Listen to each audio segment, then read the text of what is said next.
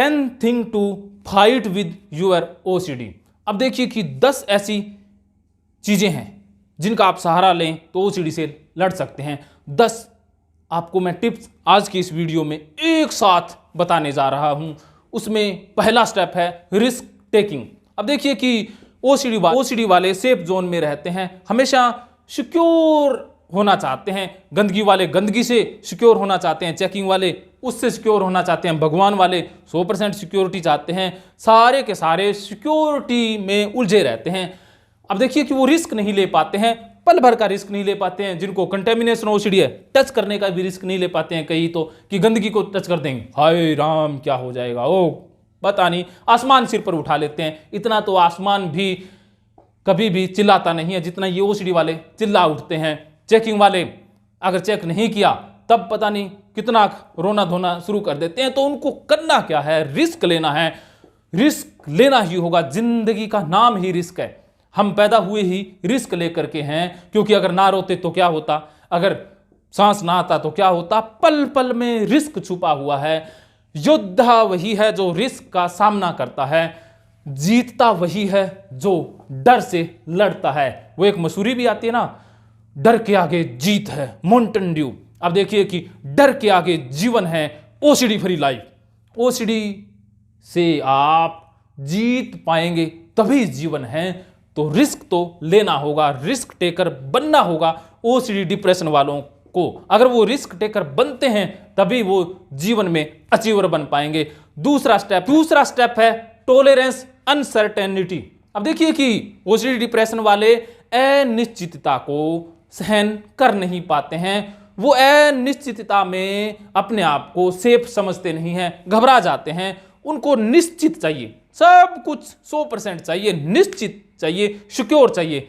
अब उनको करना क्या है, सहन करना है अनसर्टेनिटी को, कि असुरक्षा जिंदगी का हिस्सा है, अनिश्चितता जिंदगी का हिस्सा है। अनिश्चित रूप से जीना होगा, गंदगी के साथ उनको जीना है। जो होगा सो देखा जाएगा, जो होगा सो देखा जाएगा। जोधप्रिया की जिम्मेवारी है, मेरे ऊपर छोड़ दिया करो कि जो होगा जोधप्रिया जाने। कराने वाला वो, करने वाला वो, हम तो माध्यम मात्र हैं। जैसे अध्यात्म में कहा जाता है ना कि करता बंदे तू वही है जो तू चाहता है, मिलता तुझे वही है जो मैं चाहता हूं। कर बंदे वही जो मैं चाहता हूं, मिलेगा तुम्हें वही जो तुम चाहते हो। मतलब OCD वालों को अनिश्चितता को गले लगाना होगा, उसे टॉलरेंस करना ही होगा। तीसरा स्टेप है ह्यूमर। अब देखिए कि OCD वाले हंसना भूल जाते हैं। जैसे एक सॉन्ग आता है ना, हंसना भी भूल गया, रोना भी भूल गया, जदों दियां लगियां ने यारियां।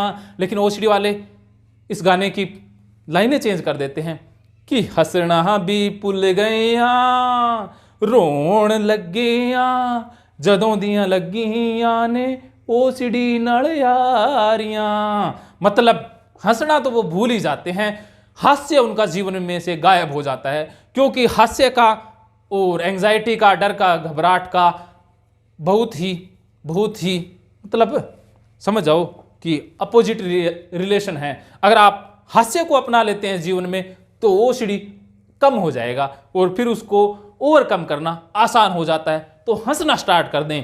हंसने के लिए बाहर जाके हा हा करने की जरूरत नहीं है। जोधप्रिया के वीडियो भी हंसा देते हैं। बहुत सारे कॉमेडी जोकर मेरे जैसे बहुत सारे होते हैं नमूने, उनको देख लिया करो, वो अपने आप ही हंसा देंगे। टीवी पर मिल जाएंगे, घर में मिल जाएंगे, बाहर मिल जाएंगे। देखिए कि आप हंसने का अगर जिम्मा लेते हो, हंसाने की जिम्मेवारी मेरी है। चलो OCD से एक बार छुटकारा पा लेते हैं, फिर मैं कॉमेडियन का भी रोल किया करूँगा। अगला स्टेप, चौथा स्टेप है गुड क्वालिटी स्लीप। अब देखिए कि OCD डिप्रेशन वाले नींद से थोड़े से डिस्टर्ब रहते हैं, उनको गुड क्वालिटी नींद आ नहीं पाती है। डिप्रेशन वालों को डर सपनों में भी सताया रहता है, नींद में भी सताया रहता है। OCD वालों को गंदगी सपने में भी नजर आती है। चेकिंग वालों को आग या ताले खुले सपने में भी नजर आते हैं। रिलीजियस OCD वालों को भगवान सपने में या नींद में भी डराने लग जाते हैं। तो वो गुड क्वालिटी नींद ले नहीं पाते हैं, नींदड़क होकर सो नहीं पाते हैं, घोड़े बेच के सो नहीं पाते हैं। वो एक कहावत आती थी ना कि बच्चे एग्जाम हो जाने के बाद घोड़े बेच के सोते हैं, तो ओसीडी वालों को घोड़े बेचकर सोना होगा। आपके पास अगर घोड़ा नहीं है तो घर में जो भी सामान है उसे बेच दो, फिर सो जाना। आपके घर में क्या क्या है? गाड़ी है, आप ओएलएक्स पे बेच दो। घर है, उसे बेच दो, बस सो जाओ। देखना कि गुड क्वालिटी की जिस दिन नींद आने लग गई, ओसीडी भी कम होना स्टार्ट हो जाएगा। पांचवा स्टेप है स्पॉन्टेनिटी। सहजता में जीवन जीना है। ओसीडी वाले, डिप्रेशन वाले असहज रहते हैं, हमेशा असहजता में गूंजते रहते हैं। अब देखिएगा, अध्यात्म में भी कहा गया सहज योग, जो जैसा है वैसा ही हो जाओ, बस बात बन जाती है। आप जैसे हो वैसे बन जाओ, सहज हो जाओ, असुरक्षित मत महसूस करो। अपने आप को खुद से, अपने आप से बगावत मत करो, सहज हो जाओ, सहज हो जाओ। सहज के ऊपर और वीडियो देख लेना। सहजता को अगर समझ गए तो ओसीडी आपकी कम होना स्टार्ट हो जाएगी। छठा स्टेप है हेल्थी ईटिंग। अब देखिए कि संतुलित भोजन करना है। मैं कोई डाइटिशियन तो हूं नहीं। अब देखिए कि साल पहले आपने मेरे वीडियो देखे होंगे, मेरा वजन भी तो 48 किलो ही था। आप सोचते होंगे खुद भी तो एकदम दुबला पतला था, अब मेरा वजन 62 किलो हो गया, वैसे बढ़ गया है। मैंने भी हेल्दी खाना स्टार्ट कर दिया है।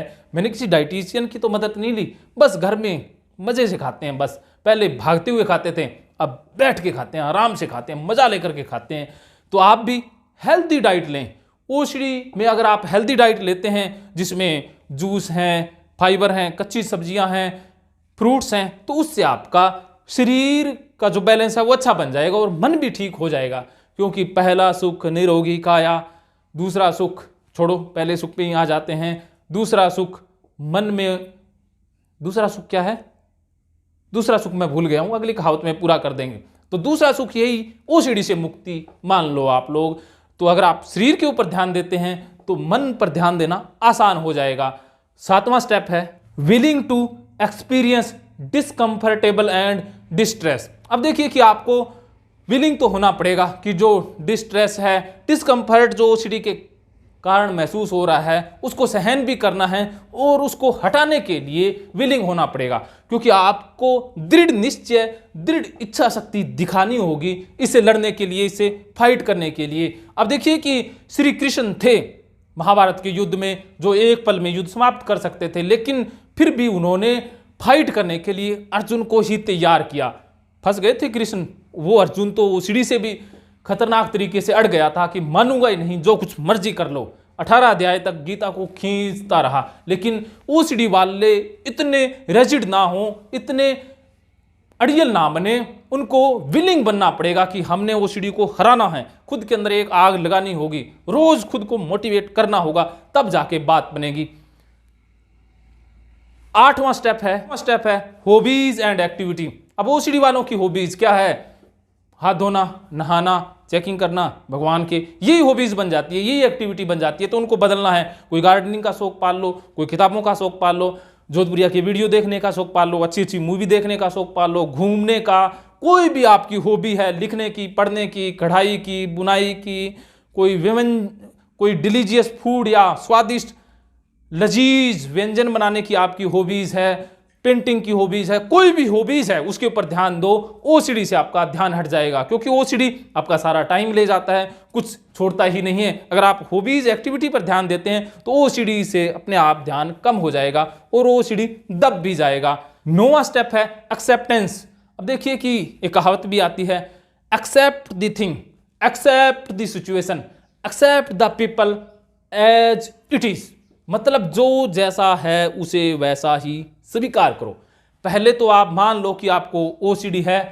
अब देखिए कि बहुत सारे ऐसे ओसीडी वाले होते हैं, खास करके ओसीपीडी वाले, वो स्वीकार ही नहीं कर पाते हैं कि उनको कोई बीमारी है या उसे छुटकारे की भी जरूरत है। तो पहला है एक्सेप्ट योर ओसीडी, दूसरा है एक्सेप्ट ट्रीटमेंट, तीसरा एक्सेप्ट काउंसलर। तो अगर आप ट्रीटमेंट की प्रोसेस को स्वीकार करते हैं, काउंसलर को स्वीकार करते हैं, तो सुधार की गुंजाइश बन जाती है। क्योंकि जो ओसीडी सफरर या एक्सपीरियंसर है वो स्वीकार नहीं कर पाते हैं, ना खुद को स्वीकार कर पाते हैं, ना दूसरों को, ना बाकी चीज़ों को स्वीकार कर पाते हैं। अगर ये स्वीकार भाव आ जाए तो खुद के ऊपर से बर्डन हट जाएगा, खाली हो जाएंगे, गठरी उतर जाएगी दुखों की, चिंताओं की, परेशानियों की। स्वीकार कर लो कि ये चिंताएं उसके बस की नहीं है, उसका काम नहीं है पूरी दुनिया को साफ करना, सब कुछ उसकी पर्सनल जिम्मेवारी नहीं है। एक्सेप्ट कर लो बस। लास्ट एंड फाइनल 10वां स्टेप है, एक्सरसाइज। ओसीडी वाले एक्सरसाइज जरूर करें, क्योंकि कुछ तो ऐसे होते हैं जो कमरे से बाहर नहीं निकलते हैं, तो उनको योगा, म्यूजिक, डांस की एक्सरसाइज करनी होगी। जो भी शारीरिक कसरत है वो तो आप जानते ही हैं, बहुत सारी मेंटल एक्सरसाइज हैं वो भी करें, मेडिटेशन करें, ब्रीदिंग एक्सरसाइज करें। ब्रीदिंग एक्सरसाइज तो ओसीडी में कंपलसरी है, मेडिटेशन भी कंपलसरी है, माइंडफुलनेस एक्सरसाइज भी कंपलसरी है।